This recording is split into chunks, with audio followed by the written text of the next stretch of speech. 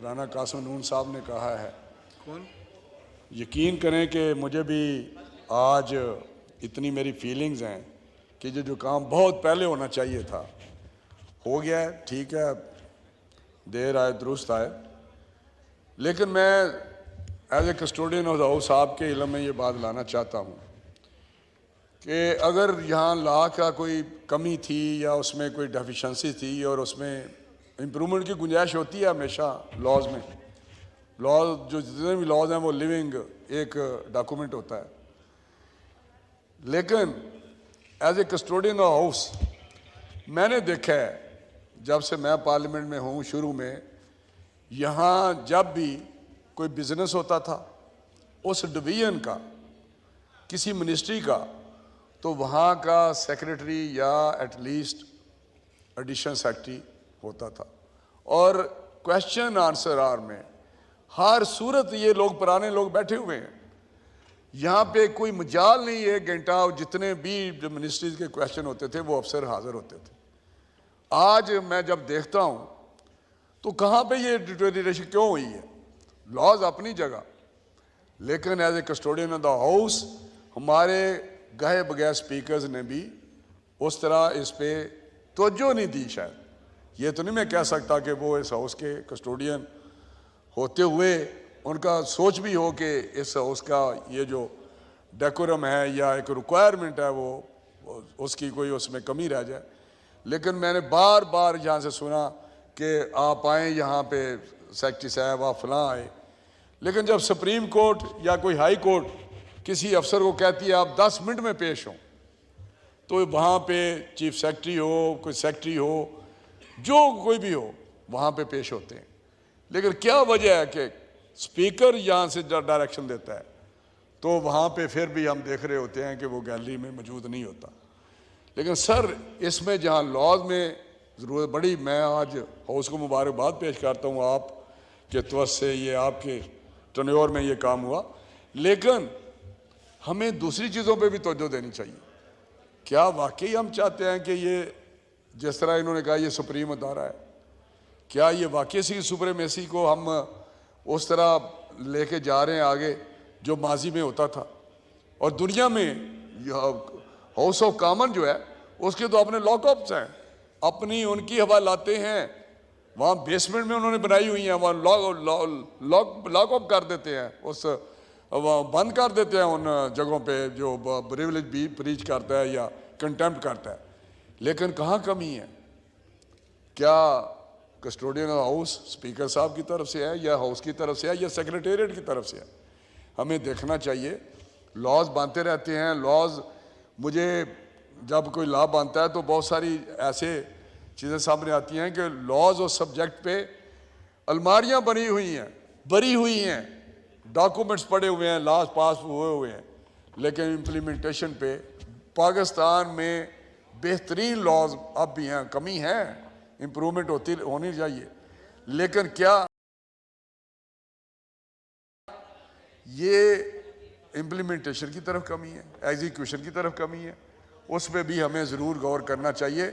सिर्फ यही नहीं है कि हम लॉज बनाएं और फिर आज अगर इतना अच्छा बिल पास हुआ है तो कल को फिर इसको अगर हवा में उड़ाया जाए तो फिर इसका मतलब हमारी तरफ से कोई ना कोई कमी है, जिस वजह से वो चीज़ जो जिसको हम कहते हैं ब्रीच ऑफ प्रिविलेज है, कंटेम्प्ट है, आज हम लॉज यहाँ बनाते हैं और प्रेसिडेंट ऑफ पाकिस्तान इस पार्लियामेंट को जिसके वोटों से वो खुद बना हुआ है वो बेतौकीरी करता है, वो आइन की धज्जियाँ उड़ाता है। यहाँ अदालतें, सुप्रीम कोर्ट ऑफ पाकिस्तान जो आइन और कानून के मुताबिक उन्हें इंसाफ देना है, इंटरप्रेट करना है, इंटरप्रिटेशन किसी भी आर्टिकल ऑफ कॉन्स्टिट्यूशन या लॉज की होती है जहाँ पे कोई एम्बिग्यूटी हो, courts come back to parliament के वहाँ स्पीचेस क्या हुई, वहाँ स्पिरिट क्या थी ये लॉ बनाते हुए, उनकी इंटेंशन लेजिस्लेटर की क्या थी कि इसको लॉज जब बना रहे थे। लेकिन अनफॉर्चुनेटली वो भी घर से मशवरा करके आते हैं कि आज हमने ये 60 आर्टिकल की ऐसी तैसी फेरनी है और हमने पार्लियामेंट की हमने तौज़ीक़ करनी है और उसकी आपने उसको एक मोकरी बनाई हुई है। क्या ये पार्लियामेंट जो है जो यहाँ से पार्लियामेंट को prime chief executive of the country elect करती है, क्या जो प्रेसिडेंट ऑफ पाकिस्तान है किन के वोटों से बनता है? ये यही होते हैं पार्लियामेंट के मेंबर्स जो उसको बनाते हैं। क्या ये जजेस क्या इसी कॉन्स्टिट्यूशन के तहत नहीं बनाते? लेकिन मैं यहाँ ये बात आज हो रही है, मैं आपके सर इसलिए ये बात हुई कि बड़ी चीज़ें होती हैं जिनको हम बात तो करते हैं, लेकिन अपॉइंटमेंट ऑफ जजेस इस प्रोसीजर प्रोसेस को ज़रूर रिव्यू करना चाहिए। जब तक अपॉइंटमेंट ऑफ जजेस ठीक नहीं होगी, जब तक इस किस्म के मस्खरे जज बनते रहेंगे, जब चैम्बर्स में से बात करते हैं कि जी ये सियासतदान ये खुद होते हैं, उनका बेटा आगे होता है, फिर बेटा होता है। दुनिया में पाकिस्तान क्या अमेरिका में नहीं एक फैमिली कैनेडी फैमिली थी, बुश फैमिली थी? क्या यूके में नहीं उनके यहाँ पाए?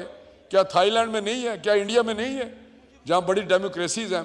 मैं नाम Singapore, mister Lee son of a Lee, क्या मलेशिया में नहीं है? क्या कोरिया में पाक और डॉटर ऑफ पाक नहीं थी प्रेसिडेंट बाद में? तो कहने का मकसद है कि क्या पाकिस्तान में ये सारी चीज़ें रह गई हैं ये उंगलियां उठने के लिए? लेकिन अपॉइंटमेंट्स ऑफ जजेस को देखे बात हमें करते हैं, क्या उनके अपने बच्चे चेंबर से, एक चेंबर ऐसा है जस्टिस ऑफ कार्निलियस एंड लेन, क्या वहाँ से निकले हैं ये बहुत सारे जज अटॉर्नी जनरल वहाँ से आते हैं और तो वो आके यहाँ तमाशा बनाया हुआ है। ये वो लोग हैं जो वहाँ के चेंबर से इनके निकलते हैं, वहाँ से जजेस, और वहाँ से डिक्टेशन लेते हैं, वहाँ का वो जेर रखते हैं, इनकी फैमिली, इनके बच्चे।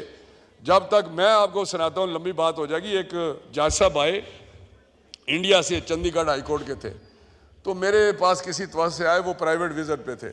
तो उन्होंने कहा कि जी मेरे किसी दोस्त ने भेजा, तो उन्होंने कहा जी मुझे जजेस, अपने जजेस को, चंद जजेस साहब मुझे मिलवाएं।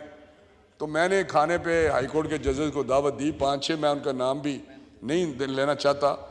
तो खाने पे आए तो वो जज साहब ही थे। वो इतना सिंपल आदमी था, सफारी सूट में था, और हमारे जजेस ने मेरा हाल इम्पोर्टेड सूट पहने हुए थे, टाइयाँ लगाई कि इंडिया का जज आया हुआ है। उस पर जो गुफ्तगू हुई वो बात करता था क्वालिटी ऑफ जजमेंट की। वो क्वालिटी करता था कि आपकी प्रोसीजर क्या है अपॉइंटमेंट का। ये उससे पूछते थे कि आपको कार कौन सी मिली हुई है वहाँ पे इंडिया में। ये पूछते थे आपकी कोठी कितनी बड़ी है, आपकी तनख्वाह क्या है। ये हमारे जजेस, वो बाद में उसने हैरान रह गया। वो कहता था क्वालिटी ऑफ जजमेंट आपकी क्या है, ये डिस्कस वो करता था इनसे। अपॉइंटमेंट जजों का तरीकाकार क्या है, ये बात करते थे कि आपके प्रिविलेज क्या है, आपको गाड़ियाँ कैसी मिली हुई हैं। आपके ये जजेस हैं जिन्होंने इंसाफ देना है कौम को और मजलूम लोगों को, जिन्हें स्वाय अपनी तनख्वाह के, स्वाय अपने पर्स के, स्वाय अपनी फैमिलीज के कारोबार चलाने के। मुझे याद है बंदियाल ट्रांसपोर्ट कोई मसला था तो चीफ जस्टिस ऑफ पाकिस्तान मर रहे थे कि बंदियाल ट्रांसपोर्ट का जो वो मामला ठीक किया जाए। तो मेरे पास बहुत सारी इनकी बातें हैं, लेकिन मसला ये है कि जब तक यहाँ से जो खराबियाँ हैं अपॉइंटमेंट जजेस की, अपॉइंटमेंट ऑफ जजेस की खराबी है पाकिस्तान में, जब तक वो दुरुस्त नहीं होगी। क्या वजह थी? जब यहाँ कमेटी, पार्लिमानी कमेटी को ये इख्तियार था, तो वो इख्तियार क्यों वापस ले लिया गया?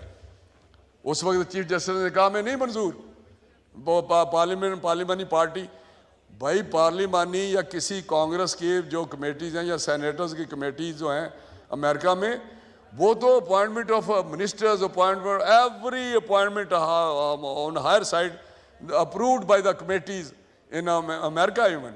ये मेरे दोस्त जो जानते हैं वो उनके सिस्टम को, तो वहाँ पे वो पेश होते हैं। अगर वहाँ फॉरेन मिनिस्टर लगता है, वहाँ को मिनिस्टर लगता है, तो वो वहाँ पे इंटरव्यू देते हैं।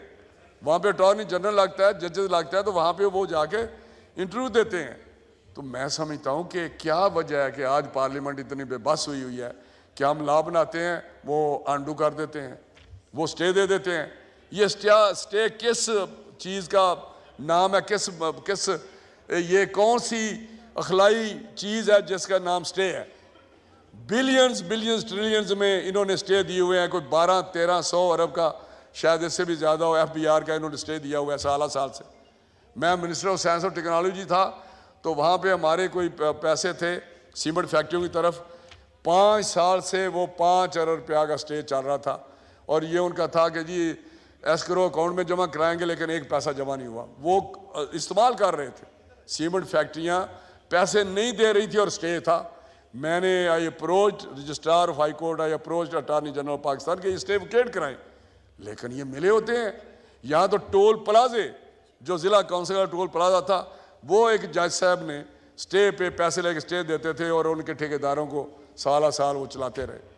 ये मजाक बन गया है, ये मजाक है इस वक्त। स्टे जिसको जाए स्टे दे दे और बैठ जाते हैं 6 महीने कि ये स्टे दे दिया है, हालांकि लिखा हुआ है कि कॉन्स्टिट्यूशन में अमेंडमेंट की कि इतनी देर से ज़्यादा ये मॉनेटरी फाइनेंशियल जो होते हैं मॉनेटरी वहाँ से वो स्टे ऑटोमेटिकली ख़त्म हो जाएगा।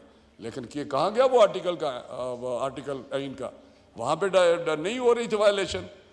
क्या जब ये कुछ चीज़ें करते हैं तो इन पे कोई दुनिया का लागू नहीं होता कानून? क्या ये इनके में अगर आज कह दें कि इसका नाम अलफ नहीं है, बे है शख्स का, गलत उसका नाम हो अलफ, लेकिन कह दे वो कहेंगे लीगली नाम आपका बी है, आप अलफ कहते रहे ये राना कासिम नून है, वो कहते नहीं सुप्रीम कोर्ट ने कह दिया ये फलां राना साहब हैं, तो ये मैं समझता हूँ उसके बाद किधर जाएं? अपील भी नहीं हो सकती। अल्लाह मियाँ के पास ही हो सकता ना कि जनाब हमने तो ये नाम इसका सुना है, तो ये क्या हो रहा है? दिन को रात, रात को दिन कह रहे हैं। तो मैं समझता हूँ कि पार्लियामेंट जहाँ ये लाज बन रहे हैं वहाँ आपको भी सोचना है, असर्ट करना है। पहली दफ़ा पार्लियामेंट खड़ी हुई है, तो अल्लाह के फजल से ये मैसेज गया है कौम को भी और दुनिया को भी कि पाकिस्तान की पार्लियामेंट खड़ी है। तो मैं समझता हूँ कि custodian of the house, as a custodian of the house आपको भी इस पर ज़रूर देखना चाहिए कि आपके जो मामलात हैं इधर क्वेश्चन आर सबसे ज़्यादा उसकी सैंक्टिटी है, सबसे ज़्यादा उसकी इम्पोर्टेंस है।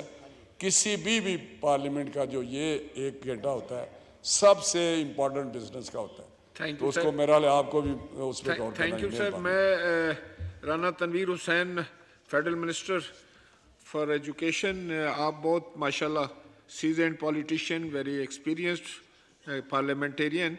आपने एक लफ्ज़ आपका मैं हज़फ करता हूँ, मस्खरे जज का।